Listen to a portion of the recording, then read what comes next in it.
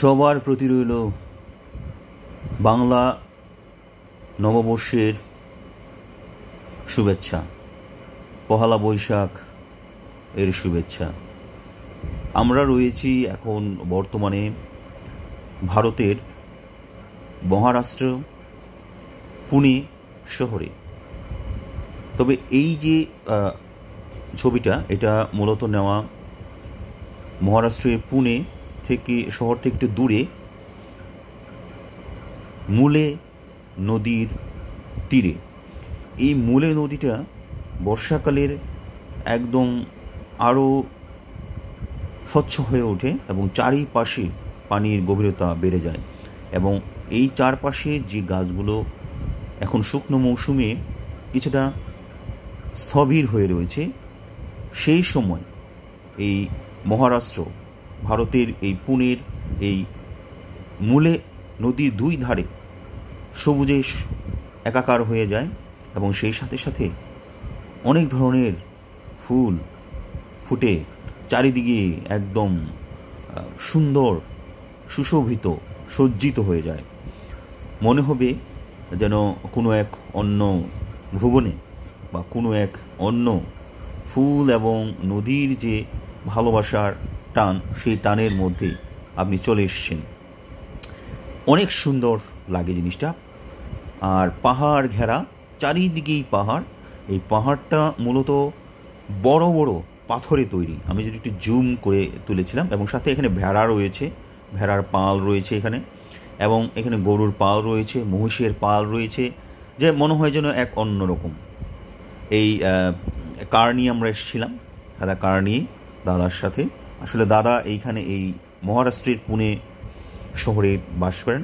আমি আসলে অভিভূত, এবং এখানে একটা জিনিস লক্ষ্য করলাম, অনেক রোদ এবং বাতাস, ঘাম হয় না।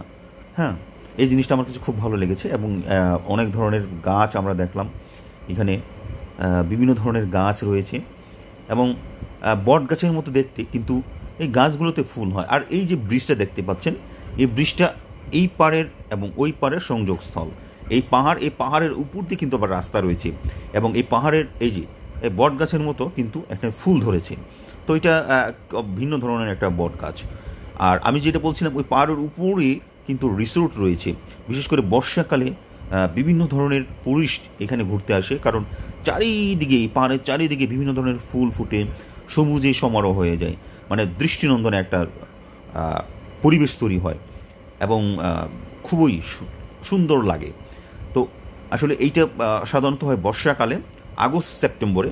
যদি কেউ পুনে মহারাষ্ট্রে আসেন, তাহলে আগস্ট সেপ্টেম্বরে আসবেন, তাহলে দেখতে পাবেন এটা সৌন্দর্য। এই যে প্রকৃতির একটা লীলাভূমি, এটার একটা সৌন্দর্য দেখতে পাবেন। এই যে পাথর, বড় বড় পাথর, এর চেয়েও বড় বড় পাথর ওই পাহাড়ের উপরে, এক একটা আপনার 3000 ফিট, 4000 ফিট উপরে। আমরা একটা ভিডিও দিয়েছিলাম আপনাদের জন্য, যেটা বুদ্ধদেবের শিষ্য, সেই অশোকা, কুলিঙ্গ যুগে অশোকার সময় সেখানে ধ্যান করেছিল, সেই দৃশ্যটা দিয়েছিলাম। এখানে মেঘ এবং আকাশ, মেঘ এবং পাহাড় যেন মিলে গেছে, একসাথে একজন আরেকজনের সাথে মিলে গেছে, এবং বন্ধুত্বর একটা সেতুবন্ধন তৈরি করেছে। এবং সেই সাথে এখানে রয়েছে মুলে নদী, যেটা মহারাষ্ট্রের খুবই নামকরা একটা নদী। এইগুলো চারিদিকে পানিতে থই থই হয়ে যায় বর্ষাকালে, এবং অনেক ধরনের টুরিস্ট এখানে আসে, বিভিন্ন ধরনের নৌকো, বিভিন্ন ধরনের যানবাহন নিয়ে এখানে চলে আসে তারা, এই যে মুলে নদীটা। এবং আমরা এখানে গোসলের একটা দৃশ্যও দিয়েছিলাম। যখন নামলাম আমরা এই নদীর জলে, তখন প্রাণটা জুড়িয়ে যায়। এত সুন্দর, এত মানে ঠান্ডাও না আবার গরমও না, এমন একটা পানি যেটা সচরাচর দেখা যায় না।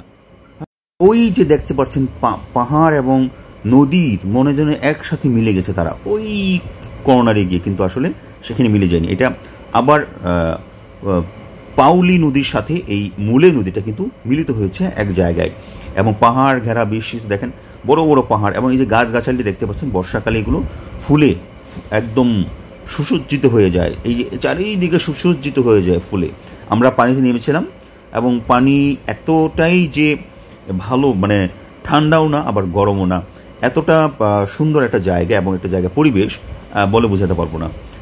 তো সকলকেই ধন্যবাদ দেখার জন্য।